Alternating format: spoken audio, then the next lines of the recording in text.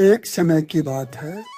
चंदनपुर राज्य में एक राजा राज्य करता था। उसका नाम चंद्रभान सिंह था। वह बहुत ही प्रतापी, न्यायप्रिय और प्रजा के सुख दुख का ख्याल रखने वाला राजा था। राजा चंद्रभान सिंह के राज्य में एक किसान वीरभद्र रहता था, जो बहुत ही निर्धन था। उसकी एक पत्नी थी जिसका नाम शांति था, तथा वह बहुत ही सुशील और समझदार थी।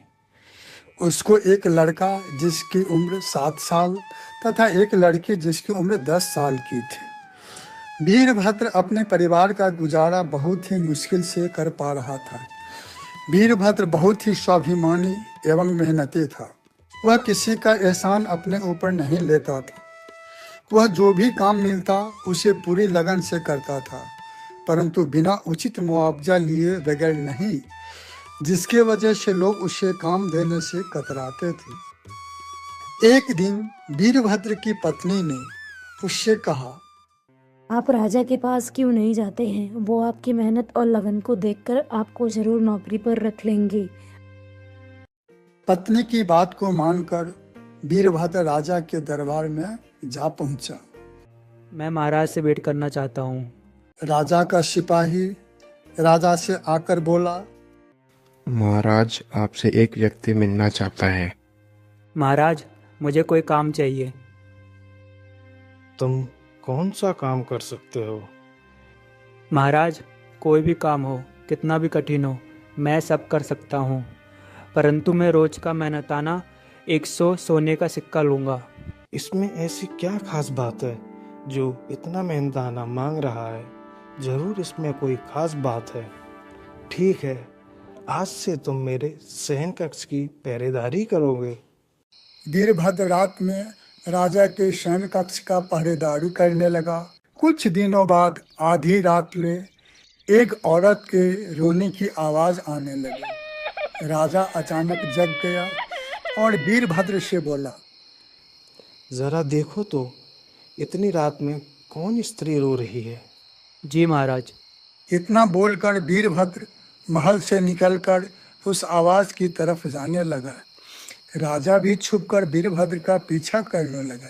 वीरभद्र चलते चलते जंगल में पहुंच गया, जहां उसने देखा कि एक पेड़ के नीचे एक स्त्री बैठकर रो रही थी। वीरभद्र ने पूछा, तुम कौन हो और क्यों रो रही हो? मैं राजा की कुलदेवी हूँ और मैं इसलिए रो रही हूँ क्योंकि कल राजा की मृत्यु हो जाएगी। तब मुझे इतना अच्छा राजा कहाँ मिलेगा? माते, राजा को बचाने का कोई तो रास्ता होगा।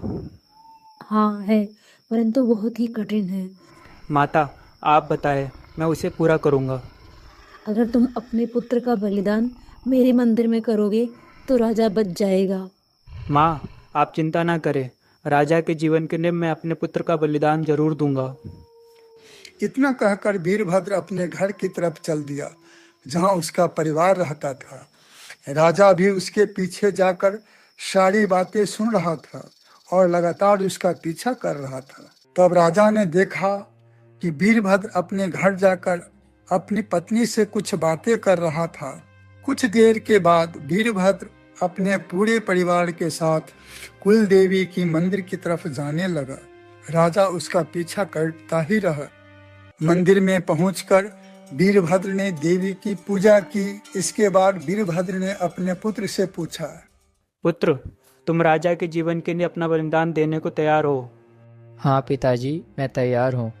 इसके बाद वीरभद्र ने देवी के चरणों में अपने पुत्र का सर रखकर उसे तलवार से काट दिया तथा वह मूर्छित होकर एक तरफ लुढ़क जाता है। तत्पश्चात वीरभद्र की पुत्री अपने भाई का वियोग सहन नहीं कर पाती है और वह भी तलवार लेकर अपना सर काट लेती है। जब माँ अपने दोनों संतान का सर देखती है तो वह भी दुखी होकर अपना सर काट लेती है। थोड़ी देर में वीरभद्र होश में आकर सारा नज़ारा देखकर अपने आप को रोक नहीं पाता है तथा वह भी अपना सर काट लेता है। राजा यह सब देखकर आत्मग्लानि से भर जाता है और वह भी मंदिर में जाकर अपना सर काटने की कोशिश करता है। तभी देवी प्रकट होकर राजा का हाथ पकड़ लेती है और राजा से कहती है, रुको चंद्रभान, तुम अपना सिर क्यों काट रहे हो? तुम्हारी मृत्यु अब टल गई है। माँ, मैं अपने सेवक से बहुत ही प्रभावित हूँ और मुझे अपनी प्रजा की जान लेने का कोई हक नहीं है। वो तुम्हारा सेवक था, अतः उसके बदले वो पूरा मेहनताना भी ले रहा था, अतः उसका बलिदान देना न्याय संगत है, इसलिए तुम बलिदान मत दो। नहीं माँ, मैं अपनी प्रजा को सुख दुख में साथ देने का वादा किया था, अतः मुझे जिंदा रहने का कोई हक नहीं है। राजा, तुम धन्य हो। मैंने तुम्हारी परीक्षा लेने के लिए यह नाटक किया था। मैं तुमसे अति प्रसन्न हूँ। मुझसे कोई वरदान मांगो।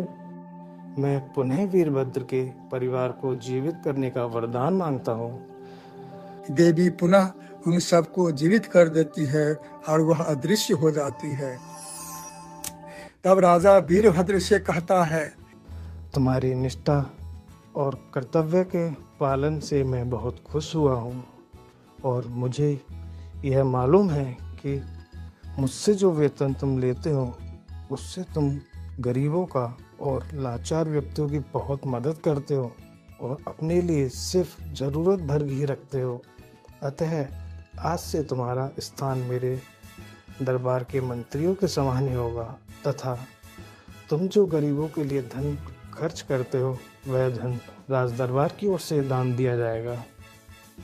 इतना कहकर राजा राजमहल की तरफ चला जाता है तथा वीरभद्र अपने परिवार के साथ खुशी पूर्वक अपने घर लौट जाता है।